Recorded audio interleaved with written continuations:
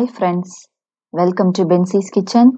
இன்னைக்கு நம்ம பார்க்க போற ரெசிபி ரவா கேசரி. ஒரு பேன் எடுத்துக்கோங்க. பேன் சூடானதும் ஒரு டேபிள் ஸ்பூன் நெய் விடுங்க.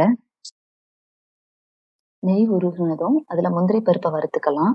நல்ல பொன் நிறம் வர வறுத்துக்கோங்க.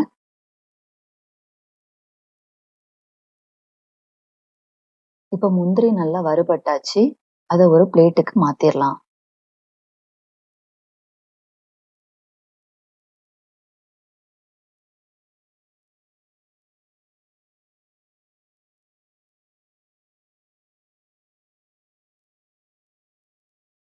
இப்போ அதே நெய்ல கிஸ்மிஸ் பழத்தை வறுத்துடலாம். இப்போ கிஸ்மிஸ் பழம் நல்ல பலூன் மாதிரி வந்ததும் அதையும் ஒரு பிளேட்டுக்கு மாத்திரலாம். அதே பேன்ல ஒரு டேபிள் ஸ்பூன் நெய் விடுங்க. நம்ம எடுத்து வச்சிருக்க ஒரு கப் ரவைய மிதமான சூட்டுல வறுத்துக்கலாம். ரவை நல்ல பொன்னிறம் வரது வரை வறுத்துக்கோங்க. இதுக்கு கிட்டத்தட்ட 6 to 7 நிமிஷம் வரை ஆகும். இப்போ ரவை நல்லா வறுபட்டாச்சு. இதை ஒரு பிளேட்டுக்கு மாத்திரலாம். நம்ம எடுத்து வச்சிருக்க 2.5 கப் தண்ணிய இப்ப கொதிக்க வச்சிடலாம். தண்ணி சூடானதும் இப்ப தட்டி வச்சிருக்கிற 5 ஏலக்காவை இதுல சேர்த்துக்கலாம். உங்களுக்கு ஏலக்காவை இப்படி முழுசா போடுறது பிடிக்கல அப்படின்னா ஏலக்காய் பொடியா கூட சேர்த்துக்கலாம். இப்போ 1/4 டீஸ்பூன் கேசரி பவுடர் சேர்க்கிறோம். இது ஆப்ஷனல் தான். ஃபுட் கலர் வேண்டாங்கிறவங்க ஒரு பவுல்ல கொஞ்சம் சுடு தண்ணி எடுத்து அதுல குங்குமப்பூவை 10 நிமிஷம் ஊற வச்சு சேர்த்துக்கலாம்.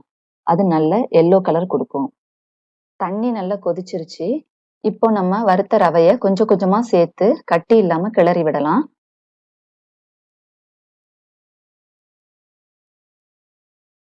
பாருங்க, தண்ணி எல்லாம் வத்திருச்சு. இப்போ நம்ம எடுத்து வச்சிருக்கிற 1.25 கப் சர்க்கரைய கொஞ்சம் கொஞ்சமா சேர்த்து கிளறி விடலாம். பாருங்க, சர்க்கரை எல்லாம் மெல்ட் ஆகி பார்க்கவே இவ்வளவு அழகா இருக்கு. இப்போ ஒரு துளி அளவு உப்பு ஆட் பண்ணியிருக்கேன்.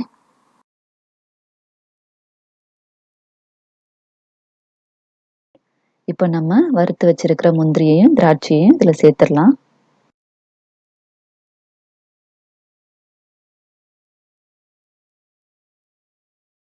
நல்லா கிளறி விட்ட உடனே கடைசியா மீதம் இருக்கிற 2 டேபிள் ஸ்பூன் நெய்யையும் இதுல சேர்த்துடலாம்.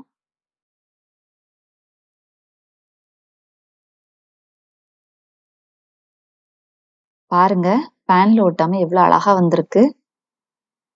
சாஃப்டான சூப்பரான கேசரி தயாராயிடுச்சு.